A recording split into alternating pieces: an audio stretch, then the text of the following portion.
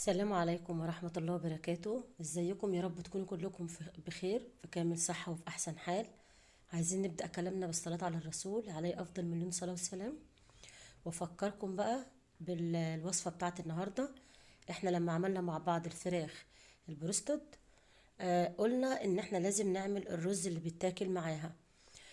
ساعتها لو تفتكروا يا ريت ترجعوا معانا بالفيديوهات لفوق وتشوفوا طريقة الفراخ البروستد. ساعتها خدنا بصلاية فرمناها وخدنا المية بتاعتها، وطماطميتين برضو وخدنا المية بتاعتها، واحتفظنا باللحم بتاع البصلة وباللحم بتاع الطماطم. دلوقتي هنعمل مع بعض بيهم احلى شوية رز، تتاكل مع بانيه، تتاكل مع فراخ بروستد، مع فراخ مشوية، مع اي نوع من انواع المشويات. جميل جدا جدا. شوية رز من الاخر، ومش هتحتاج لاي الوان صناعية معاكي. رز بسمتي طبعا، وممكن تعمليها بالرز البلدي لو انت ما بتحبيش الرز البسمتي. فالنهارده كده حطينا في الحله بتاعتنا الماده الدهنيه المناسبه ليكي، سمنه او زيت او زبده وسمنه او زبده وزيت، الماده المتوفره عندك. ونزلنا طبعا باللحم بتاع البصل اللي احنا كنا خدنا السوائل بتاعته او الميه بتاعته عشان نتبل بيها الفراخ البروستد بتاعتنا. مش هفكركم تاني، لما ترجعوا بالفيديو اللي بعد ده على طول هتلاقوا طريقه الفراخ دي موجوده. تمام. فلازم البصلايه دي معانا يا جماعه تاخد لون، وزي ما انت شفت كده نزلت عليها برشه صغيره من الملح عشان تسرع في السوى. فلازم تاخد معانا لون بني فاتح او غامق، حسب ما تحب درجه غمقان الرز بتاعك. تمام. وطبعا الرز البسمتي بتاعي بيكون جاهز جنب مني وغسلاه. ما تقوليش بقى ان الرز البسمتي ما بيتغسلش، لا، حتى لو انت جايباه اكياس مقفوله لازم تغسلي اي نوع، اي حاجه تيجي من عند البقال لازم نغسلها.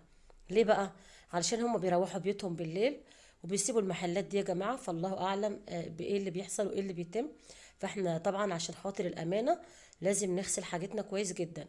بنغسل الرز قبل ما نبدأ نضيفه بتاع دقيقتين تلاتة، علشان ينفش معانا ويبقى مستوي، ما يبقاش معجن.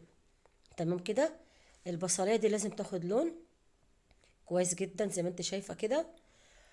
وكنت عايزه اتكلم معاكم في موضوع الرز البسمتي يا جماعه. الرز البسمتي كوبايه الرز اللي بتعايري بيها الرز هي اللي بتعايري بيها الميه.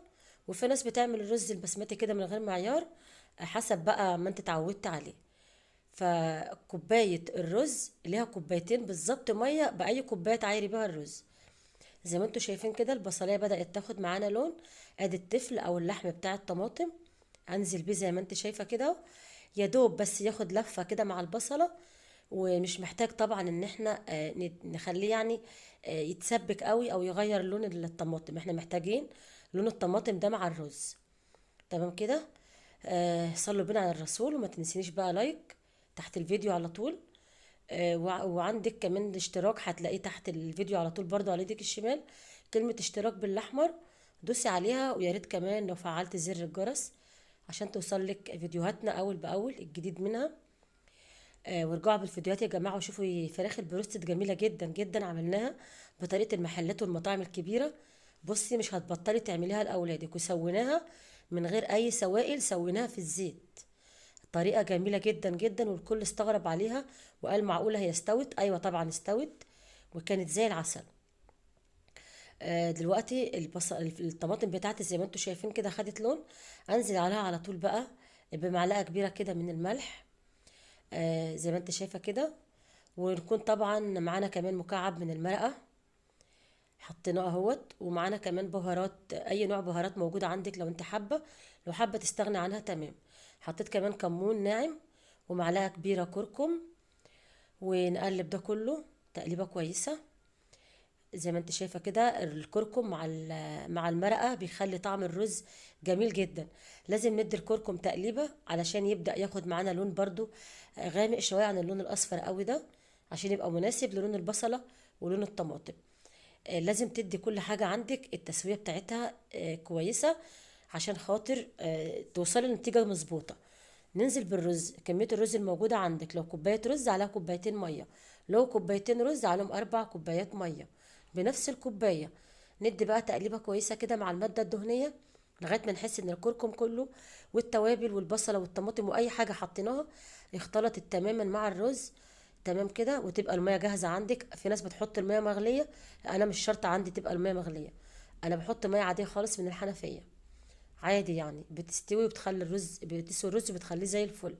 انا طبعا متعوده على طبيخ الرز بتاعي، فانا حطيت الميه من غير معيار زي ما انت شايفه كده اهي، من غير معيار خالص. لو انت عندك شوربه بقى وحطيتيها، يعني النص شوربه والنص ميه، يبقى تمام التمام. انا طبعا ما عنديش شوربه، ضفت الميه. بتظبطي بقى الملح بتاعك وبتدوقي كويس جدا الرز.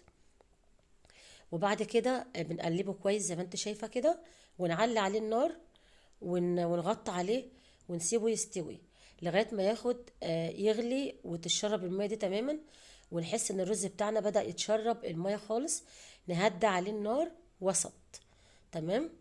هنغطي عليه اهوت ونسيبه لمدة كده بالظبط 10 دقايق، وبنرجع نبص عليه تاني. ما شاء الله زي ما انت شايفه اهوت تشرب الميه بتاعته.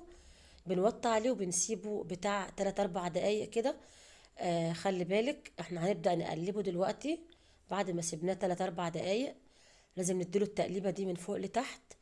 والرز البسمتي بتعرفي التسويه بتاعته ازاي؟ ما بتسمعي صوته في الحله، وطبعا ما يبقاش الصوت عالي قوي، يبقى كده الرز بتاعك اتحرق. بنقلبه من تحت لفوق. اشوف اللون الرز جميل ازاي، والرز الحبايه واختها ما شاء الله، ولسه كمان ما تشربش الميه بتاعته كويس.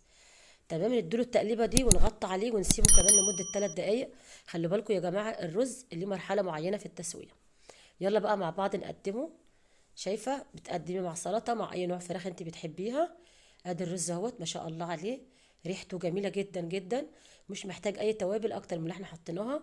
بتقدميه مع الفراخ، طبعا احنا كنا قدمناه مع الفراخ البروستد زي ما انت شايفه كده. ممكن تقدميه انت مع اي نوع مشويات. ما تنسينيش بقى في اللايك والشير واشتراك في القناه. واشوف وشكم على خير، والسلام عليكم ورحمه الله وبركاته.